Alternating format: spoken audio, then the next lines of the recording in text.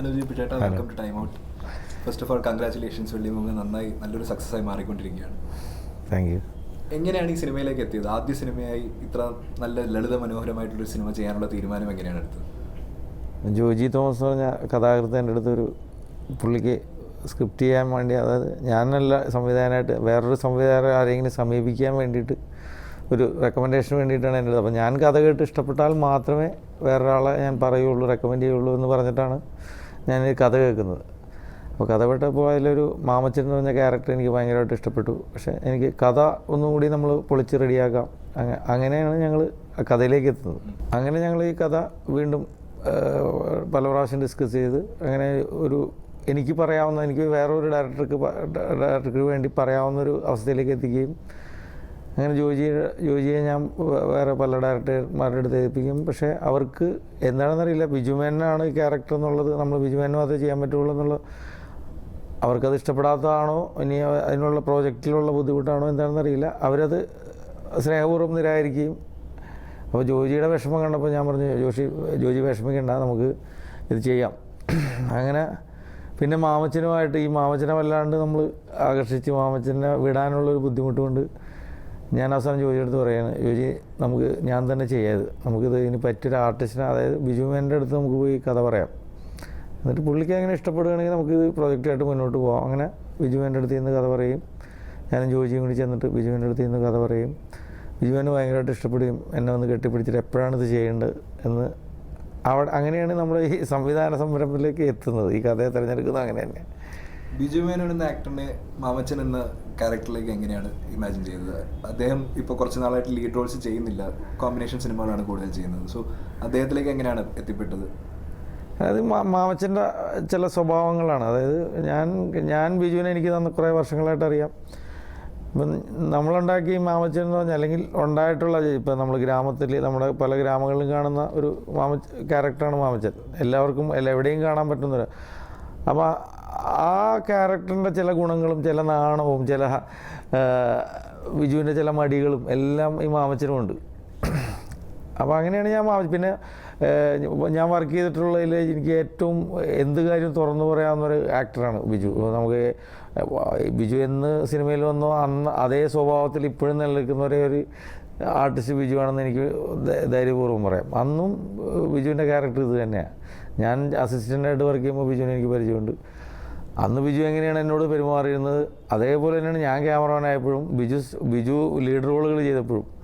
അപ്പോൾ എനിക്കെന്തും തുറന്നു പറയാം, ബിജുവിന് തിരിച്ചെന്ന് പറയാം, വേണമെങ്കിൽ വഴക്ക് പറയാം അങ്ങോട്ടും ഇങ്ങോട്ടും. ആ ഒരു കംഫർട്ട് സോണാണ് ഞാൻ ഏറ്റവും ആദ്യം നോക്കിയത്. പിന്നെ ബിജുവിൻ്റെ ഈ ക്യാരക്ടറിൽ ബിജുവായിട്ട് ബിജുവായിട്ട് എനിക്ക് കാണാൻ പറ്റുകയുള്ളൂ. ശരിക്കും വേറൊരു ആർട്ടിസ്റ്റിന് എനിക്ക് ഇമാജിൻ ചെയ്യാൻ പറ്റിയില്ല. പിന്നെ മറ്റ് ആർട്ടിസ്റ്റുകൾ ഈ സിനിമയിലെ കാസ്റ്റിംഗ് എങ്ങനെയാണ്? വളരെ ഇൻട്രസ്റ്റിംഗ് ആയിട്ടുള്ള കാസ്റ്റിംഗ് ആണ്. എല്ലാവരും വളരെയധികം ക്യാരക്ടേഴ്സിനോട് ആപ്റ്റായിട്ടാണ് തോന്നിയത് ഈ സിനിമ കണ്ടപ്പോൾ. അല്ല, ഇതിൽ ഞാൻ നോക്കിയത്, ഇതിൽ നമ്മൾ ഒരു വാല്യൂസോ സാറ്റലൈറ്റ് വാല്യൂ അല്ലെങ്കിൽ ഒരു തിയേറ്റർ ഇതോ ഒന്നും നോക്കാതെയാണ് ഇതിൻ്റെ കാസ്റ്റിംഗ് നടത്തുന്നത്.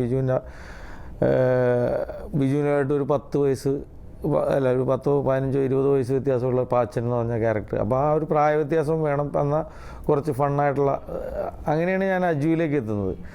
അതേപോലെ തന്നെ വളരെ സീരിയസ് ആയിട്ടുള്ളൊരു സഖാവ്, നമ്മൾ പല ഗ്രാമങ്ങളിലും ഇതേപോലുള്ള ഗ്രാമങ്ങളിലും കാണാവുന്ന സഖാവിനെ കുറേ നന്മകളുമുണ്ടും അതുപോലെ കുറച്ച് ദൂഷ്യങ്ങളുമുള്ള സഖാവ് ടിനി ടോം. ഈ 3 ക്യാരക്ടേഴ്സാണ് എൻ്റെ ഏറ്റവും ആദ്യം ഞാൻ കാസ്റ്റിങ്ങിൽ ഫിക്സ് ചെയ്യുന്നത്. അതിനുശേഷമാണ് പിന്നെ അത് പലരും വഴി, ഇപ്പോൾ ബിജുവിൻ്റെ സജഷൻസ് ഉണ്ട്, എല്ലാവരും അത് കൂട്ടായ തീരുമാനങ്ങളാണ് അതെല്ലാം. നമ്മൾ പഞ്ചായത്ത് പ്രസിഡൻ്റായാലും പഞ്ചായത്ത് പ്രസിഡൻ്റിൻ്റെ ഭർത്താവായാലും അതെ, രസകരമായിട്ടുള്ള. പിന്നെ ചായക്കടക്കാരൻ, അങ്ങനെ ലളിത ചേച്ചി പിന്നെ ആദ്യമേ ഉണ്ടായിരുന്നു നമുക്ക് ബിജുവിൻ്റെ അമ്മയായിട്ട്. നമുക്കിപ്പോൾ അതായത് ഒരു ഗ്രാമത്തിൻ്റെ നന്മ വന്ന കുറച്ച് ബിജുവായിട്ട് എപ്പോഴും ഉടക്കി നിൽക്കുന്നൊരു അതൊക്കെ ലളിത ചേച്ചി അങ്ങനത്തെ ക്യാരക്ടേഴ്സ് ചെയ്തിട്ടുണ്ടെങ്കിലും ഇങ്ങനത്തെ ഒരു മലയോര ബാക്ക്ഗ്രൗണ്ടിലുള്ളത് ആദ്യമായിട്ടായിരിക്കും തോന്നുന്നു. അപ്പോൾ ആദ്യത്തെ ഇങ്ങനത്തെ ഒരു 3-4 ക്യാരക്ടേഴ്സ് മാത്രമേ എൻ്റെ മനസ്സിലും ജോജിയുടെ മനസ്സിലും ഉണ്ടായിരുന്നുള്ളൂ. പിന്നെ എല്ലാം നമ്മൾ കൂട്ടായ തീരുമാനങ്ങളിലും, ഇപ്പോൾ ക്യാമറമാനായിട്ടായാലും ബിജുവായിട്ടായാലും ടിനിയായിട്ടായാലും ഒക്കെ ഡിസ്കസ് ചെയ്ത് തന്നെയാണ് നമ്മൾ ഈ കാസ്റ്റിങ്ങിലേക്ക് എത്തിയത്. ആ കാസ്റ്റിങ് നമ്മൾ പിന്നെ പടം പലപ്പോഴും മാറുമ്പോഴും, പ്രൊഡ്യൂസർ മാറുമ്പോഴും, അല്ലെങ്കിൽ വേറെ പല കാരണങ്ങൾക്കാണ് സിനിമ മാറി പോകുമ്പോഴും നമ്മൾ ഈ കാസ്റ്റിംഗ് നിലനിർത്തി പോകുന്നു. അതിനെ ഇവർ സപ്പോർട്ട് ചെയ്തുകൊണ്ടിരുന്നു. ബിജു ആയാലും അജു ആയാലും ടിനി ടോമൽ. അവർ ഏത് സമയത്തും ഡേറ്റ് നമുക്ക് വേണ്ടിയിട്ട് ഓപ്പൺ ഡേറ്റ് വെച്ചിരിക്കുകയായിരുന്നു.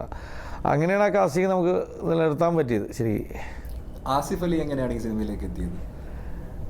ആസിഫ് അലിക്ക് ഞാൻ ഉദ്ദേശിക്കുന്നത് അവിടെ ഒരു നല്ലൊരു ഗസ്റ്റപ്പിന് നല്ലൊരു സ്റ്റാർ ഇമേജ് ഉള്ള ഒരാൾ വേണമെന്നൊരു നിർബന്ധം ഉണ്ടായിരുന്നു. അപ്പോൾ പല ഇതുങ്ങളും പല ആൾക്കാരുമായിട്ട് സമീപിച്ചെങ്കിൽ ആരും അത് ചെയ്യാൻ തയ്യാറായിരുന്നില്ല. ഒരു കുറച്ച് മൂന്നോ നാലോ ദിവസത്തെ ഡേറ്റ് അത് എങ്ങനെയാണെന്ന് അറിയില്ല, വേറൊരാൾക്ക് വേണ്ടിയിട്ട് വരാൻ ആരും തയ്യാറായിരുന്നില്ല. അത് ബിജുവും ആസിഫും തമ്മിലുള്ളൊരു ഫ്രണ്ട്ഷിപ്പിൻ്റെ പുറത്ത് ബിജുവിന് മാത്രമാണ് അത് അതിൻ്റെ ഒരു അവകാശം. അതെന്ന് വെച്ചാൽ ആസിഫ് വന്നതുകൊണ്ട് അതിന് ആ ക്യാരക്ടറിന് ഭയങ്കര വ്യത്യാസം ഉണ്ടായി. ശരിക്കും പറഞ്ഞു കഴിഞ്ഞാൽ നമ്മൾ ഒരു എക്സ്പെക്റ്റേഷൻ എല്ലാം കൊടുത്ത് വന്ന് അത് അവസാനം അതിൻ്റെ ഒരു ടെസ്റ്റും എല്ലാം കൊടുക്കാൻ പറ്റും. നല്ല അതെ, അത് ബിജുവാണ് ആസിഫിനെ അതിലേക്ക് കൊണ്ടുവരുന്നത് നമ്മൾ. അതേപോലെ നേരത്തെ പറഞ്ഞ പോലെ സാറ്റലൈറ്റ് വാല്യൂവും അങ്ങനെയുള്ള ഒരുപാട് പ്രഷേഴ്സ് ഉള്ളൊരു സമയമാണല്ലോ മലയാളം ഇൻഡസ്ട്രി.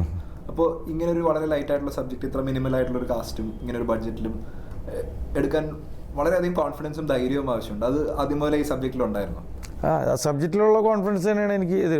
പിന്നെ സാറ്റലൈറ്റ് വാല്യൂ എന്ന് എനിക്ക് തോന്നിയത്, ബിജുവിൻ്റെ സാറ്റലൈറ്റ് വാല്യൂ ഇവിടുത്തെ പ്രൊഡ്യൂസർമാർക്കും അറിയില്ല, ഇവിടുത്തെ ബാക്കിയുള്ള ആളുകൾക്കും അറിയില്ല. പക്ഷേ എനിക്ക് വിശ്വാസം ഉണ്ടായിരുന്നു പടം തിയേറ്ററിൽ എത്തിക്കഴിഞ്ഞിട്ട് ബിജുവിനെ ഇഷ്ടപ്പെടുന്ന ഒരു വലിയ ജനതയുണ്ട് ഇവിടെ. പക്ഷേ ബിജു സിംഗിൾ ഹീറോ ആയിട്ട് കുറേ നാളുകളായിട്ട് ആരും അതിലേക്ക് ആ പോസിബിലിറ്റി ട്രൈ ചെയ്തിട്ടില്ല. പിന്നെ ബിജുവിൻ്റെ കുറച്ച് മടികളും ഒക്കെ ഉണ്ടാവും അതിൽ. ഇത്രയൊക്കെ സൗന്ദര്യം ഞാനും ആഗ്രഹിച്ചിട്ടുള്ളൂ. കല്യാണല്ലേ ആലോചിച്ചുള്ളൂ. വയസ്സുകാലത്ത് ഓരോരുത്തന്മാരുടെ ഓരോ പൂതികളെ.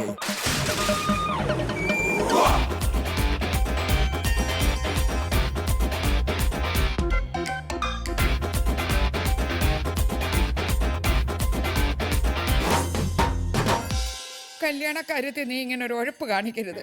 ഉഴപ്പോ? ഞാനോ? കർത്താവ് പൊറുക്കുകയല്ല. പറ്റിയൊരെണ്ണത്തിന് കിട്ടിയത് ഇപ്പൊ കിട്ടും, അതാവസ്ഥ.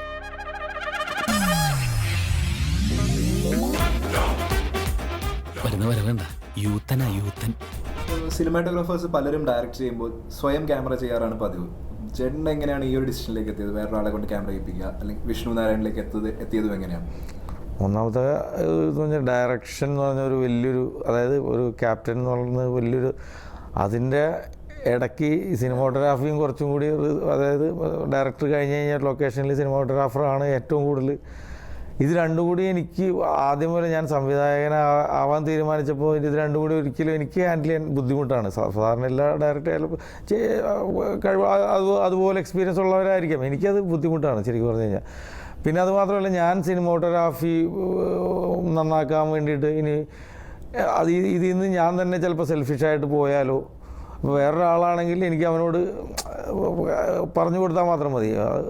ഞാൻ ചിലപ്പോൾ ഫ്രെയിം നന്നാക്കാൻ വേണ്ടിയിട്ട് ഞാൻ ഉദ്ദേശിച്ചത് സിനിമയ്ക്ക് അനുയോജ്യമായിട്ടുള്ള, സിനിമയ്ക്ക് വേണ്ടിയിട്ടുള്ള ഫോട്ടോഗ്രാഫി ആവശ്യമുള്ളൂ ശരിക്കും പറഞ്ഞാൽ. ഈ സിനിമയിൽ നല്ലൊരു കഥയുണ്ട്, നല്ലൊരു ഇതുണ്ട്, കാസ്റ്റിംഗ് ഉണ്ട്. അതിൻ്റെ കൂടെ പോകാനുള്ളൊരു സിനിമാറ്റോഗ്രാഫറെ എനിക്ക് വേണ്ടു. അത് വിഷ്ണു വളരെ മനോഹരമായിട്ട്, അതായത് ഞാൻ പ്രതീക്ഷയിലും വളരെ നന്നായിട്ട് വിഷ്ണു അത് ഞാൻ ചെയ്ത് എനിക്ക് ഇത്രയും നന്നാവില്ല ശരിക്കും പറഞ്ഞു കഴിഞ്ഞാൽ. ഞാൻ അതിലേക്ക് ചിലപ്പോൾ രണ്ടിലും പെട്ട് ഞാൻ ചിലപ്പോൾ ഇതായിപ്പോയനെ. അപ്പോൾ അത് വിഷ്ണു വളരെ മനോഹരമായിട്ട് അത് ചെയ്തു. അതിൽ വിഷ്ണുവിനോട് എനിക്ക് വളരെ നന്ദിയുണ്ട്. ഒരുപാട് കാലങ്ങൾക്ക് ശേഷമാണ് ഒരു സിനിമ വലിയ ബഹളങ്ങളൊന്നും ഇല്ലാണ്ട് വന്ന് വളരെയധികം നല്ലൊരു പോസിറ്റീവ് വേർഡ് ഓഫ് മൗത്ത് പബ്ലിസിറ്റിയിലൂടെ മുമ്പോട്ട് പോകുന്നത്. അത് ഈ സിനിമയുടെ ജെനുവിൻ ഹ്യൂമറും അതിലുള്ള ക്യാരക്ടേഴ്സിനെ എല്ലാവർക്കും ഭയങ്കരമായിട്ട് ഇഷ്ടപ്പെടുന്നതിൻ്റെ ഒരു കാരണമാണ്. അപ്പോൾ ഈ സിനിമയുടെ സക്സസ് എങ്ങനെയാണ് നോക്കിക്കാണുന്നത്? അല്ല, ഞാൻ കാണുന്നത് ഇതിൽ ഞാനും അല്ലെങ്കിൽ ജോജിയും അല്ലെങ്കിൽ ബാക്കി ആരായാലും ജീവിതത്തിൽ കാണുന്ന കുറേ കഥാപാത്രങ്ങൾ എൻ്റെ ഗ്രാമത്തിൽ അല്ലെങ്കിൽ എൻ്റെ നാട്ടിൽ, ഗ്രാമമെന്ന് പറയാൻ പറ്റില്ലെങ്കിൽ പോലും ജോജിയുടെ വളരെ പക്ക ഇതുപോലെ തന്നെ വേറൊരു ഇതിലുള്ളൊരു ഗ്രാമമാണ് ശരിക്കും. നമ്മളത് തന്നെ ഇവിടെ ക്രിയേറ്റ് ചെയ്യായിരുന്നു. ആ ഗ്രാമത്തിൽ ഞാൻ ഒരു 2-3 ദിവസം അവിടെ പോയി താമസിച്ചാണ് സ്ക്രിപ്റ്റിൻ്റെ സമയങ്ങളിൽ. അപ്പോൾ അവിടെ കാണുന്ന നല്ല നന്മയുള്ള കഥാപാത്രങ്ങൾ, പുറമേ ചില ഇതൊക്കെ മുഷിപ്പുകളൊക്കെ കാണിക്കുമെങ്കിലും അവരുടെ ഉള്ളിലൊക്കെ നന്മയുണ്ട്. പിന്നെ ലൈഫിൽ നിന്ന് മാത്രമാണ് ഇതിലെല്ലാ ക്യാരക്ടേഴ്സും രൂപപ്പെട്ടിരിക്കുന്നത്. ജീവിതത്തിൽ ഞാൻ കാണുന്നതും ജോജി കണ്ടതുമായിട്ടുള്ള ക്യാരക്ടേഴ്സാണ്. ഞാൻ കണ്ട സംഭവങ്ങളും അത് ഞാൻ കണ്ട ചില സിറ്റുവേഷൻസും എല്ലാമാണ്. പിന്നെ എല്ലാവരും നമ്മുടെ മരണ വീട്ടിലെ ചില സാധനങ്ങളൊക്കെ എൻ്റെ അസിസ്റ്റൻ്റായിട്ടുള്ള സാദിഖാണ് അങ്ങനെ ഒരു സാധനം തന്നത്. പിന്നെ മറ്റേ ബിജുവിൻ്റെ വയറ്റിൽ കിടന്നുകൊണ്ട് പാടുന്നത്, അത് എൻ്റെ കൂടെ എൻ്റെ അസോസിയേറ്റായിട്ട് വർക്ക് ചെയ്യാൻ വന്ന ഒരാളാണത്. അങ്ങനെ എല്ലാവരുടെയും അപ്പോൾ അതിൽ നിന്ന് നമ്മൾ അത് കളക്ട് ചെയ്യൽ മാത്രമേ ചെയ്തിട്ടുള്ളൂ. ശരിക്കും പറഞ്ഞു കഴിഞ്ഞാൽ എല്ലാവരുടെയും അവർ കണ്ടിട്ടുള്ള ചില സാധനങ്ങൾ നമ്മൾ കളക്ട് ചെയ്ത് നമ്മൾ സിനിമയിലേക്ക് കറക്റ്റായിട്ട് ബ്ലെൻഡ് ചെയ്യാൻ പറ്റി. അതാണ് ശരിക്കും പറഞ്ഞു കഴിഞ്ഞാൽ ഈ സിനിമയുടെ ഒരു വിജയമായിട്ട് ഞാൻ കാണുന്നത്. ഇനി എങ്ങനെയാണ് മുമ്പോട്ടുള്ള യാത്രകൾ? സിനിമാറ്റോഗ്രാഫർ എന്ന നിലയിലായിരിക്കുമോ, സംവിധായകൻ എന്ന നിലയിലായിരിക്കുമോ?